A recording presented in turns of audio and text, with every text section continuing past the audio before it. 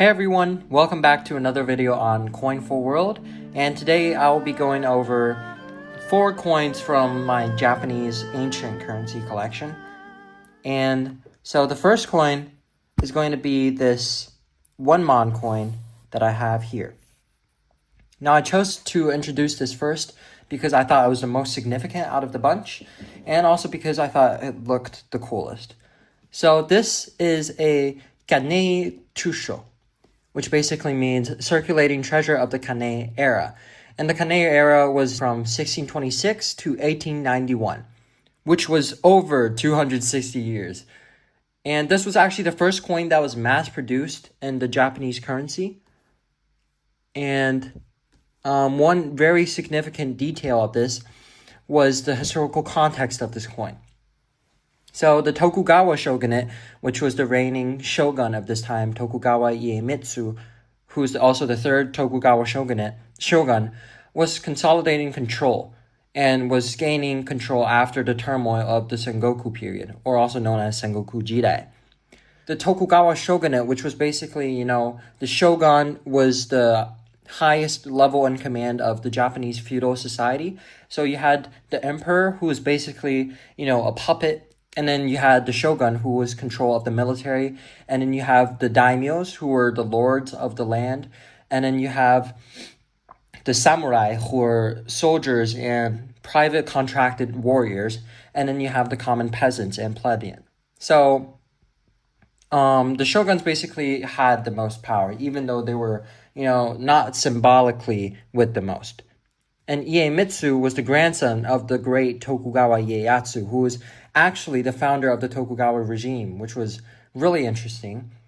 And basically what Japan was going through at that time for foreign policy was something known as sakoku, which basically meant closed country policy. So what they did is kind of similar to what China did during the Qing period following the Opium Wars, which was attempting to cut off foreign trade to preserve stability and avoid Western colonial influence.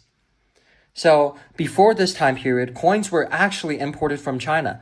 And because China influenced Japanese and Korean currency a lot, specifically the design of the currency, because they used a circular outside of the coin to represent the heavens, while a square on the inside to represent the earth.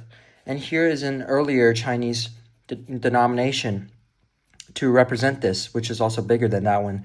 And you see, you have a square in the middle, and then on the side is round, which is pretty cool. And the shogunate basically wanted to establish, their own currency because they didn't want to continue using Chinese currency. This was also the same for language, because before they also used Chinese language, but afterwards they started to try to develop their own language in order to establish unity as well as, nationalism. And basically, this coin, Kanei Chusho, became the first unified nationwide Japanese currency. This was used to, trade and to pay taxes to the government. And here on the obverse, it basically says from top to bottom, and then you read from right to left, is Chusho Tumba, which means Chusho, which is the time period, and then Tomba, which meant the currency, which was basically, a good luck saying. This is a 1 Mon coin, and on the reverse, the design is pretty plain. You basically only have one letter on the top, which says Wen, which means bun, which also meant it was the Bungo province of that time. So basically, on the reverse of these coins, they would have usually had a mint mark, also called chuza, which basically was a small character showing where this coin was produced. And Wen, which is bun, also means it was from the Bungo province. And Naga, which is from the Nagasaki mint. And then you have Mizu, which is from the Edo mint. And then you have A, which is from the Echu mint. And also some coins particularly did not have a mint mark. This was due to the fact that they were in the early period of Edo issues, and they didn't have this specialized, unique type of mint mark denomination. And basically, this coin, another interesting fact about this coin was the fact that even after the Japanese developed the yen system in 1871, which I'll show an example here. Even after they developed this, the old kane coins were still used for small changes for decades. So this coin is pretty cool. Okay, so the next coin is a 100 Mon coin. Now this coin is big. This is the largest copper coin used in Tokugawa, Japan. And this was actually used as 80 Mon despite its 100 Mon worth, because many people distrusted its actual copper value. And here we still see the square in the middle and the circle or the oval around it, which basically still followed the continuity of, the tradition of having the earth being square and the heaven being round. This was issued during the 19th century, between 1835 to 1870, from the late Edo period to the early Meiji Japan era.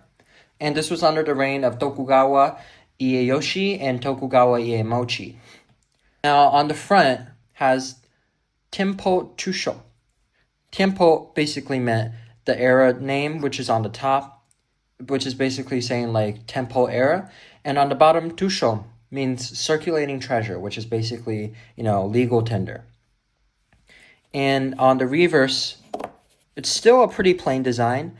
It says Dangbai, which also means the denominations, which was 100 Mon, Bai, which means 100.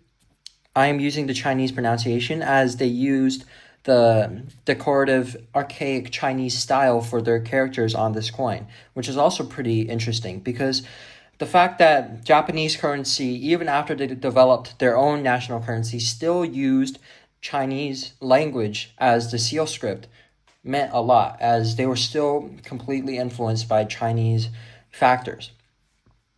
Now here on the bottom, we have a little flower design, and yeah. So the historical context for this coin was actually during the 1830s, Japan faced, shortages of precious metals. As we can see from these coins, they were both copper, and also sometimes they were issued in metal, iron, which I will show an example later. And they also, they lacked bullion in the sense that they didn't have silver and gold. And there was also inflation due to the debasement of the currency, which meant that currency cannot be used. And they also needed more larger denomination coins, so they developed the 100 Mon. And the next coin I have is a very interesting coin. This is a 1 Mon coin from a very special time period in Japan. So this is 1 Mon Sendai Tusho. This was minted in the Sendai domain, a part of the Japanese feudal domain.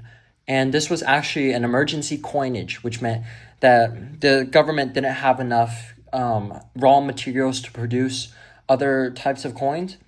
So not enough of national currency was being developed. So they had to develop their own feudal domain coin. So that was really interesting. And the composition is actually iron. So we can see from the brown, incuses here, that this was actually, very, very rusted because of the time period, which was from 1784 to 1863. And its weight is 2.96 grams, and it's very thin, as we can see here. Compared to the Wen coin, this is really, really thin, as you can see. And this coin particularly is very interesting, as it was during the Sendai period. I purchased this coin from Treasure Town, actually. I bought it in one of their auctions on Whatnot. And I gotta say, I was very satisfied with this purchase. Even though the coin itself didn't look too eye-appealing, but still, its historical significance cannot be understated. Because here, the actual outer rim of the coin is actually a square, which was also another difference between the oval and the circular shapes that we saw before. So yeah. And the next coin is silver. This is the first silver ancient Japanese coin I have in my collection. Well, I wouldn't call it ancient, but pre-20th century silver coin. And basically this denomination was imi, which meant it was one mi silver. And in here on the rims we have lots of dots, which were purely for decorative purposes. And on the reverse, we have an incuse of the letter ding. And then it says 长式银座, which is also the Chinese pronunciation that I just gave, as it was still written using Chinese currency, the Chinese language, which was really awesome. This coin is really small compared to the other coins. I'll move them up to give you reference.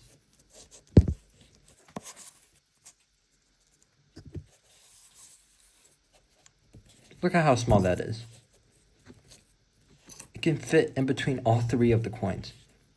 That's how small it is. Compared to this guy, just like,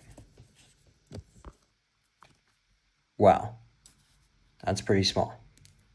These are the 4 coins in my collection. And I think that'll be it for today's video.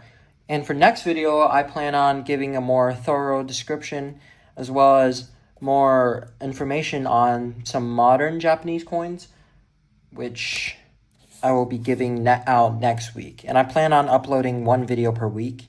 And yeah, hope you guys enjoyed the video, and that'll be it. Thank you for watching.